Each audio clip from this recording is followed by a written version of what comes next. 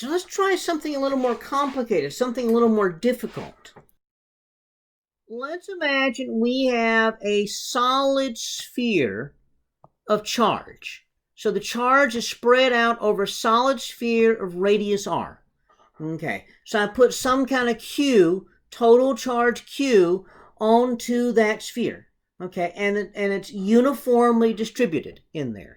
Okay, don't expect how we do that. We'll worry about that later. So that means the charge density is going to be Q divided by the volume. So that's Q divided by 4/3 pi r cubed. Or in other words, we could write that 3Q over 4 pi r cubed. Okay. So there we have the charge, the total charge right there.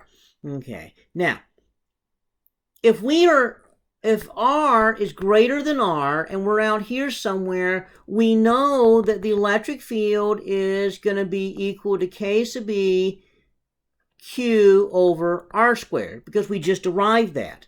Okay, but what if R is less than R? So what if I'm inside and I want to know what is the electric field there on the inside?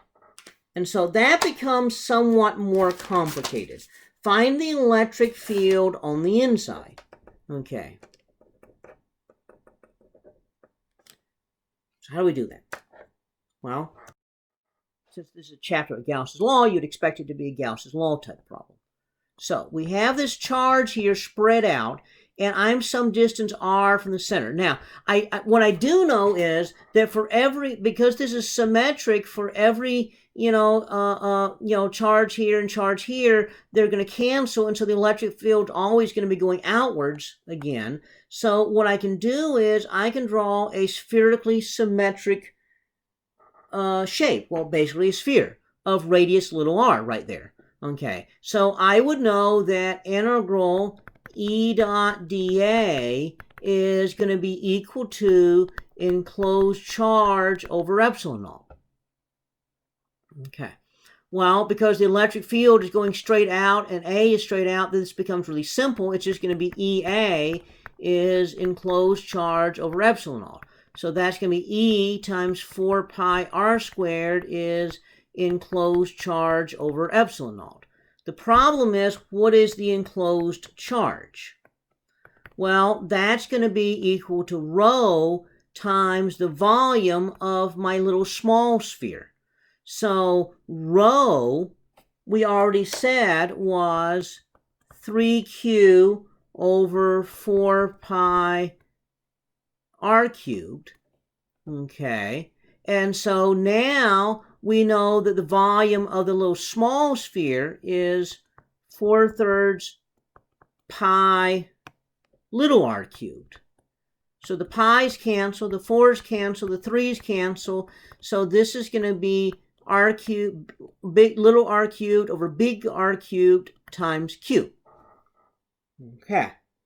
So if I plug that in up here, then E equals, okay, or E times 4 pi r squared equals r cubed Q over r cubed epsilon naught.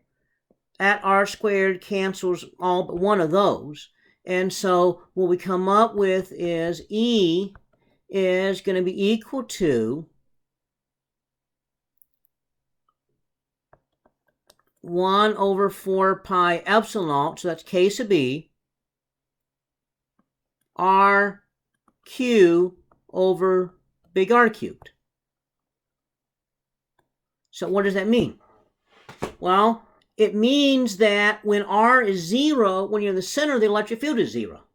Well, that kind of makes sense because that means wherever there's charge here, there's charge always on the other side, balancing it out. So the electric field is 0 in the center. The farther out that you go, the bigger the electric field is going to be. And so the electric field gets bigger and bigger and bigger as you go, and then you reach the surface, And at the surface, then little r equals big R, and so the electric field is just going to be kq over r squared, and it's going to be kq over little r squared for every point beyond that. And so that means the electric field, if you were to make a graph of this, would be linear going up to, so this is the electric field, and this is R. So when R equals R, then it starts dropping R squared from that point.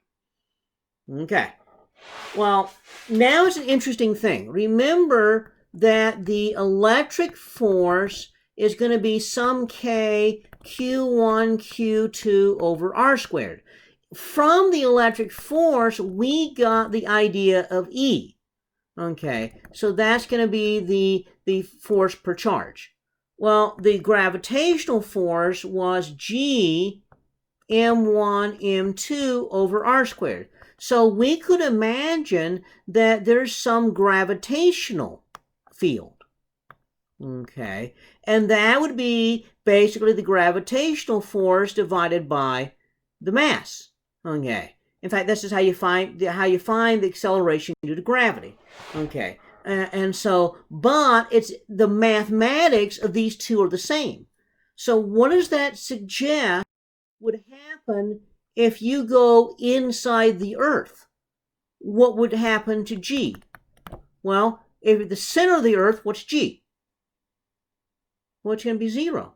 Because you got equal amount of mass pulling you on all sides. So as you go further and further out, then what happens is G is going to increase linearly until you reach the surface of the Earth. Okay, and at the surface of the Earth, it's going to be equal to 9.81 meter per second squared. And then it's going to start dropping off afterwards. Okay, and so that's what's going to happen is that as you go deeper inside the Earth, basically if you go halfway inside the Earth, then you have half of the gravitational acceleration. And so at least halfway to the center, that is.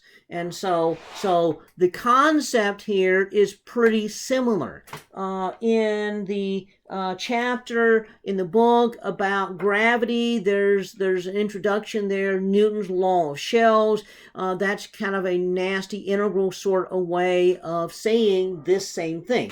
So I normally don't cover that in Physics 1. I postpone the idea until we get to Gauss's law in Physics 2. And now, using this same concept, we can figure out the effect of gravity. Okay. So that's kind of how I typically approach this.